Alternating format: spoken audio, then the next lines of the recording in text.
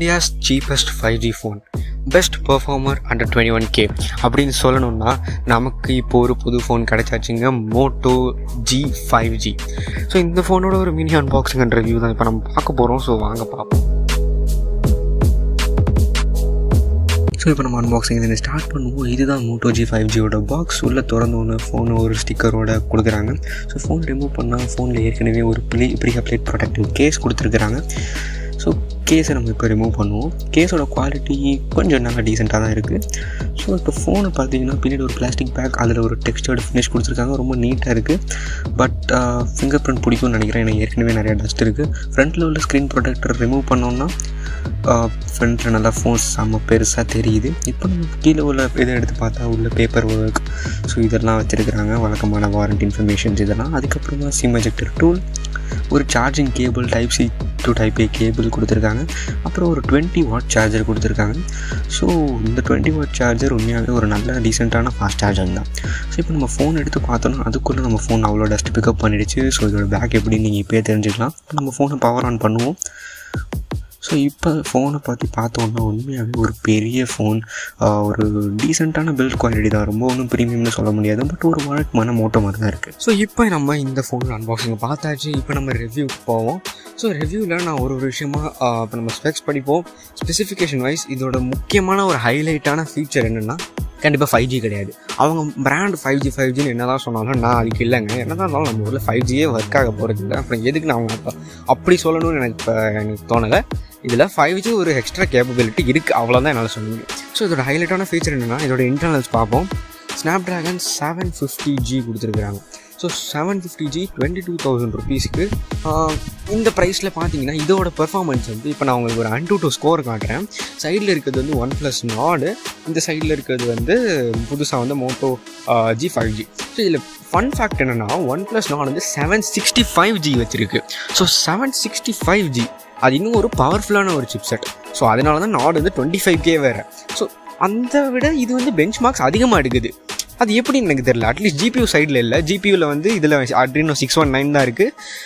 அதில் வந்து பார்த்தீங்கன்னா 765 Adreno 620 இருக்குது.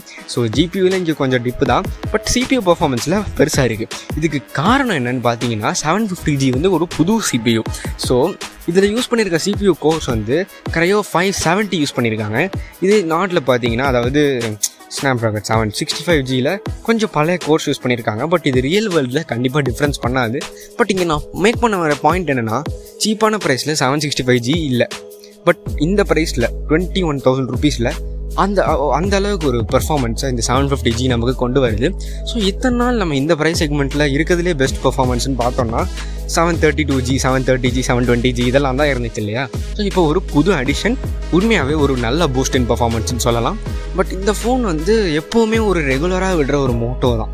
ஏன்னா மோட்டோ எப்போவுமே ஒன்று ஃபோனையே தண்டமாக விடுவாங்க. மோட்டோ ஃபேன்ஸ் நான் சாரி சொல்கிறத சொல்லிக்கிறேன், ஒரு ரிவ்யூராக நான் தான் சொல்ல முடியுமோ அதை சொல்கிறேன்.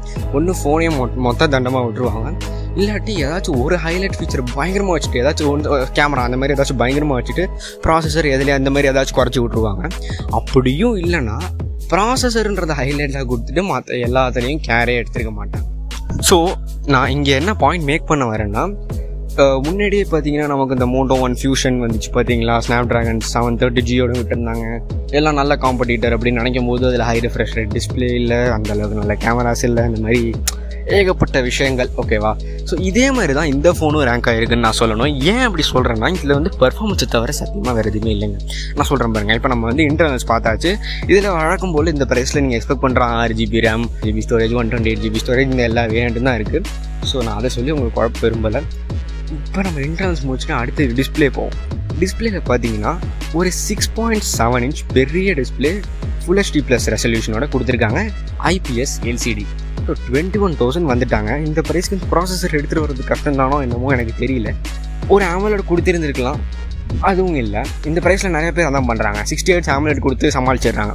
பட் இவங்க LCD கொடுத்துருந்தா அட்லீஸ்ட் ஒரு ஹை ரிஃப்ரெஷ் ரேட் LCD ஆச்சு கொடுத்துருக்கணும். 90 Hz அட்லீஸ்ட் இல்லை. இது ஒரு 60 Hz பேனல். அதுவும் என்ன சொல்கிறதுன்னு எனக்கு தெரியல. இந்த ப்ரைஸில் ஒரு 60 Hz IPS LCD நான் அதுக்கு போக மாட்டேன். ஸோ அடுத்தது இதே மாதிரி பார்த்தீங்கன்னா கேமராஸ் ஒரு 48 MP பிரைமரி, ஒரு 8 MP wide angle, 2 MP depth, 2 MP macro. So அந்த 48 MP சென்சாரும் சாம்சங்கா சோனியான்னு அவங்க சொல்லலை. பொதுவாக மோட்டோரோலா சோனி யூஸ் பண்ண மாட்டாங்க. அட்லீஸ்ட் ரீசெண்ட் இயர்ஸில் அப்படி சோனி யூஸ் பண்ணியிருந்தாலும் சொல்லியிருந்துருக்கணும். அவங்க எதுவும் சொல்லலைன்ற பட்சத்தில் இது மோஸ்ட்டாக ஒரு சாம்சங்கோ இல்லை வேறு ஏதோ கம்பெனியோட சென்சார் தான். ஸோ ஒரு சாம்சங் 48 MP சென்சார் அவ்வளோ நல்ல சென்சார் இல்லை நம்ப. அது இந்த ப்ரைஸில் 21,000க்கு சோனி 64லாம் இன்னும் பல பிராண்ட்ஸ் தராங்க. ஸோ அதை கம்பேர் பண்ணும்போது இது எனக்கு ஒன்றுமே தெரில.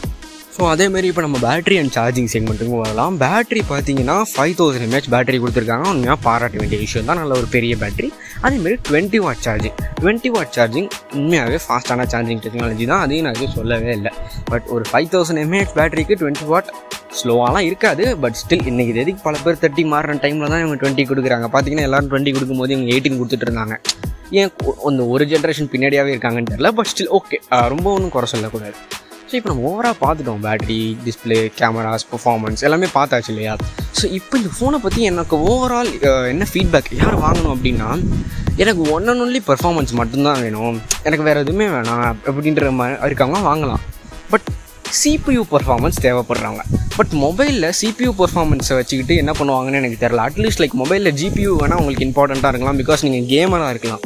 அப்படி உங்களுக்கு GPUவே இம்பார்ட்டண்ட்டாக இருந்தாலும் நீங்கள் இப்போ ஒரு Snapdragon 730 720 732G எடுத்துக்கோங்க. அதில் உள்ள GPU வந்து Adreno 618.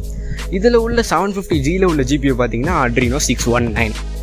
ஸோ இந்த 2 GPUக்குமே உங்களுக்கு ஒன்றும் அவ்வளோ பெரிய வித்தியாசமே இல்லை. உங்களுக்கு மேக்ஸிமம் ஒரு 5-10 FPS கூட எக்ஸ்ட்ராவாக அவ்வளோதான் வரும். ஸோ அட்லீஸ்ட் நீங்கள் ஒரு கேமர் எனக்கு பவர் வேணும்னு நினச்சிங்கன்னா கூட உங்களுக்கு இது ஒரு GPU பூஸ்டே கிடையாது. அதே மாதிரி பார்த்தீங்கன்னா CPUவில் தான் இது கொஞ்சம் எக்ஸ்ட்ரா பவர். பட் எனக்கு தெரில நீங்கள் எதுக்கு CPU உங்களுக்கு வேணும்னு. பட் உண்மையாகவே உங்களுக்கு அப்படி எதுவும் CPU டிமாண்டிங் டாஸ்க் நீங்கள் பண்ணுவீங்கன்னா அது என்ன டாஸ்க்கு நீங்கள் கீழே கமெண்ட்டில் சொன்னீங்கன்னா எனக்கு தெரிஞ்சுப்பேன் எதுக்காக CPU பேஸ்டாக சில பேர் வாங்குறவங்க இருக்காங்களா அப்படின்னு. பட் எனக்கு தெரிஞ்சு நிறையா பேர் அப்படி இல்லை. ஸோ அப்படி இருக்கும்போது நான் என்ன அட்வைஸ் பண்ணுவேன்னா, இந்த ப்ரைஸ்க்கு 21,000க்கு ட்ரை பண்ணலாம்.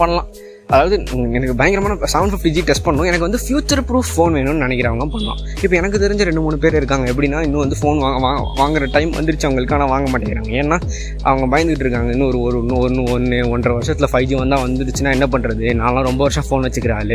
ஸோ 5G ஃபோன் சீப்பாக இருந்தால் தான் வாங்குவேன்னு சொல்லிட்டு வெயிட் பண்ணிட்டு இருக்காங்க. ஸோ இவங்கள மாதிரி இருந்தாங்கன்னா ஓகே 5G ரைட் அப்படின்னு சொல்லிட்டு வாங்கிடலாம்.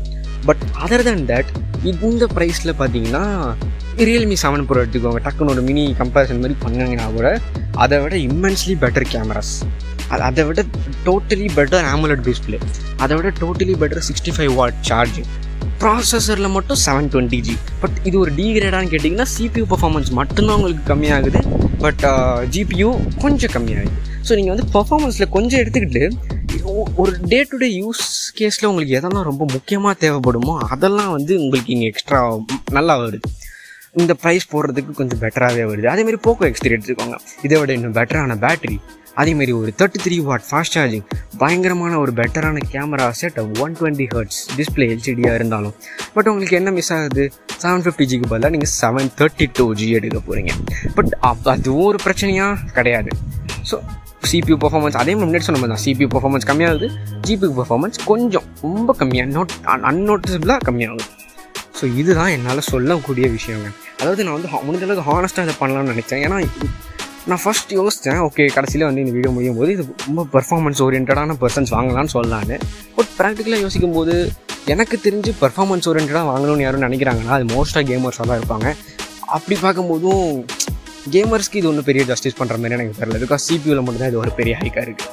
அதேமாதிரி பார்த்தீங்கன்னா CPU பர்ஃபார்மன்ஸ்க்காக யாரும் ஃபோன் வாங்கலான்னு எனக்கு தெரில. அதாவது பெட்டர் CPUனா அதை வச்சு நீங்கள் என்ன பண்ணுவீங்க அப்படின்ற மாதிரி எனக்கு ஒரு டக்குன்னு ஒரு கேள்வி வந்துச்சு.